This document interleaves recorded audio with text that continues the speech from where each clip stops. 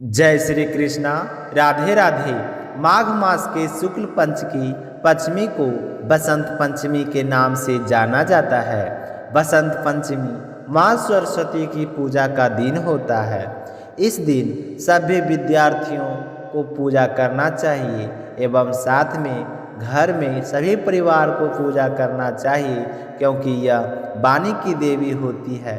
जब हम पूजा करें तो इनके आगे नस्तक मस्तक होकर यह बोलना कि हे सरस्वती माता, हम अच्छे बातें भी बोलते हैं तो कई लोगों को बुरे लग जाते हैं, तो मुझे कुछ ऐसा वाणी दो कि मैं हमेशा अच्छा ही बोले और जब मैं बोलूं तो किसी को बुरा नहीं लगे, ऐसा मुझे वाणी दो।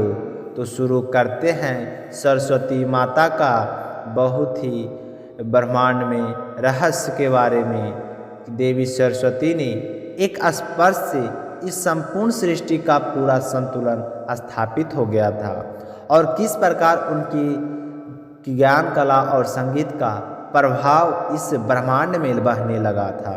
आज बसंत पंचमी के इस शुभ अवसर पर हम आपको लेकर चलेंगे एक ऐसी आध्यात्मिक यात्रा पर जहां देवी सरस्वती की दिव्य लीलाएं और अद्भुत कथाएं का हम श्रवण करेंगे। आप सभी को बसंत पंचमी की हार्दिक शुभकामनाएं। तो चलिए तैयार हो जाइए देवी सरस्वती के महिमा गान और उनके वरदान की प्रेरणादायक कथाओं को सुनने के लिए अंत तक वीडियो को अवश्य देखिएगा। और अगर देखने का समय नहीं है तो उसको चला के सिर्फ सुनिए। देवी सरस्वती की महिमा और कथा को सुनने मात्र से मनुष्य परम आध्यात्मिक गति को प्राप्त कर लेता है। और आज की कथा में हम आपको देवी सरस्वती से जुड़े हुए कुछ ऐसे रहस्य बताएंगे जो आपको जीवन को एक नई दिशा प्रदान करेंगे। तो चलिए माता सरस्वती की कृपा से ज्ञान की ज्योति को प्रज्वलित करते हुए आज के इस विशेष दिन की पुण्य कथा का श्रवण करते हैं। सरस्वती यानी विद्या, ज्ञान, कला और संगीत की आराध्य देवी स्वयं ब्रह्मा जी द्वारा उन्हें उत्पन्न किया गया है। और जानते हैं क्यों? चलिए आज हम आपको देवी सरस्वती के विषय में एक सुंदर कथा सुनाते हैं। एक समय जब ब्रह्मा जी संपूर्ण सृष्टि का निर्माण कर रहे थे तो उन्होंने सभी ग्रह, नक्षत्र और विभिन्न वस्तुओं का सर्जन तो कर लिया, लेकिन उन ग्रहों और नक्षत्रों को यह पता नहीं लग रहा था कि आखिर उन्हें कहाँ जाना है, किसके आसपास घूमना है। क्या उन्हें सिर्फ अपनी स्वयं की परिक्रमा करनी है या फिर किसी और इन दुविधा में फंसे हुए ग्रह बिना किसी मार्गदर्शन के प्रति अंतरिक्ष में भ्रमण करते रहना है। इससे ब्रह्मांड में एक असंतुलन उत्पन्न हुआ। अब ब्रह्मा जी ने सोचा कि आखिर इसे ठीक कैसे किया जाए, तो उसके लिए उन्होंने निर्णय लिया कि वो किसी एक ऐसे व्यक्ति का निर्माण करे जो कि संपूर्ण ब्रह्मांड को तालबद्ध कर बुद्धि कर पाए। यह सोचते ही ब्रह्मा जी ने अपनी ध्यान अवस्था में चले गए और उसी क्षण उनके मुख कमल से एक दैत्य व्यानमान देवी प्रकट हुई। उन्होंने श्वेत वस्त्र धारण किए हुए थे। उनके वस्त्रों की किनार सुनहरे रंग की थी।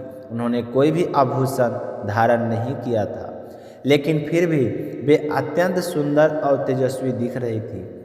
उनके 4 हाथ थे, जिसमें से 2 हाथों में उन्होंने वीणा धारण की थी और तीसरे हाथ में जपमाला थी और चौथे हाथ में एक कुंभ। और वो देवी और कोई नहीं कि अपितु संगीत और ज्ञान की देवी स्वयं माता सरस्वती थी। जैसे ही उन्होंने अपनी वीणा पर ब्रह्मनाद छोड़ा, वैसे ही संपूर्ण ब्रह्मांड में एक परम शांति, मधुर संगीत और संतुलन छा गया। और जिस दिन माता सरस्वती प्रकट हुई वह है आज का दिन, यानी बसंत पंचमी का दिन। यही कारण है कि आज के दिन माता सरस्वती का विशेष पूजा अर्चना की जाती है।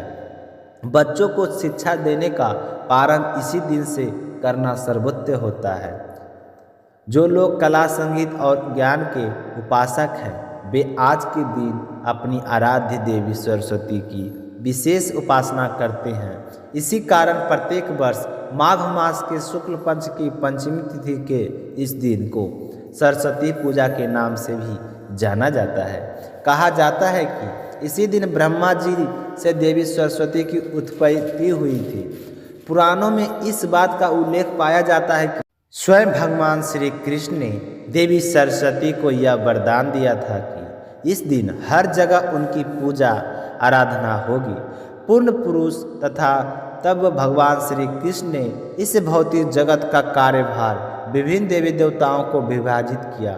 जिस प्रकार ब्रह्मा जी को सृष्टि के सर्जन का, महादेव को संहार तथा विष्णु जी को सृष्टि का पालन का कर्तव्य दिया गया था, उसी प्रकार देवी सरस्वती को विद्या, कला तथा संगीत का आभार दिया गया। एक समय श्रीपाद रामानुजाचार्य के गुरु ने उन्हें श्रील व्यासदेव द्वारा रचित वेदांत सूत्र का टीका लिखने के लिए कहा।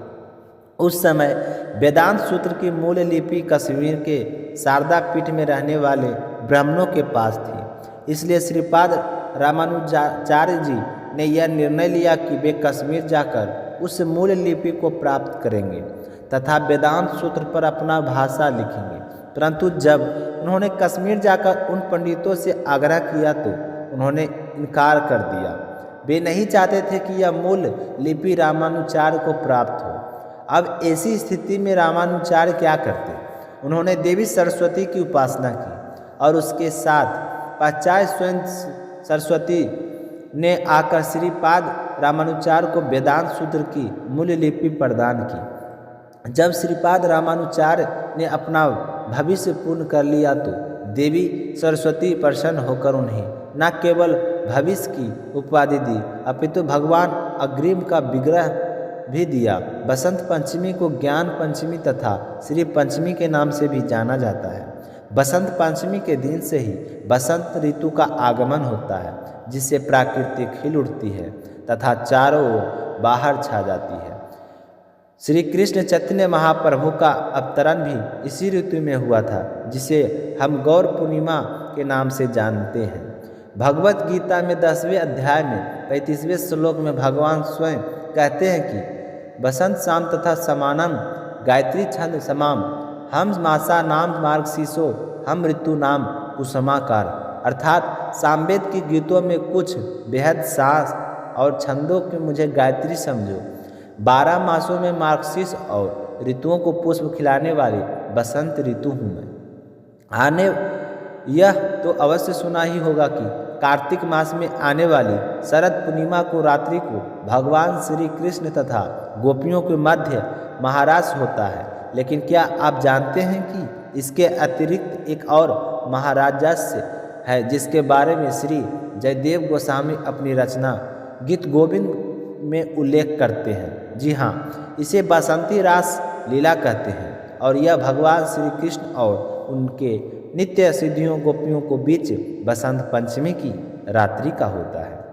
जहाँ शरद पूर्णिमा को होने वाला महारास वृंदावन में स्थित यमुना के तट पर हुआ था, वही यह बसंती रसलीला गिरिराज गोवर्धन पर होती है।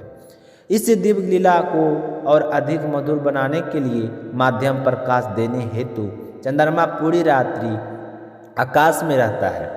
इसलिए इस स्थान को चंद्र सरोवर की संज्ञा से भी जाना जाता है। बसंत पंचमी के पावन अवसर पर ही बहुत से गौड़ीय वैष्णव आचार्य इस धराधाम पर प्रकट तथा प्राकृतिक श्री कृष्ण लीला में श्रीमती राधा रानी ने पिता विभासनु महाराज के इसी कारण से श्री चैतन्य लीला में श्रीमान महाप्रभु उन्हें एक पिता की तरह सम्मान देते थे और उन्होंने श्री पुंडर विधानिधि को प्रेम निधि की उपाधना दी प्रदान की थी। बाद में जाकर श्री पुंडर विद्या निधि श्री गदाधर पंडित के आध्यात्मिक गुरु बने और स्वरूप दामोदर के प्रिय मित्र उनका विवाह दिवस इसी बसंत पंचमी के दिन होता है।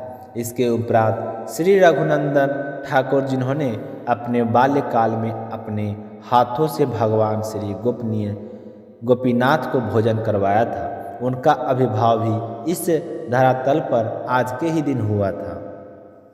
श्री रघुनाथ दास गोस्वामी जो कि वृंदावन के मुख्य 6 गोस्वामी भी आज ही के दिन बसंत पंचमी के दिन हुआ था। आज वृंदावन में हम जो राधा कुंड और श्याम कुंड के दर्शन करते हैं उनका निर्माण भी श्री रघुनाथ दास गोस्वामी द्वारा कराया गया था।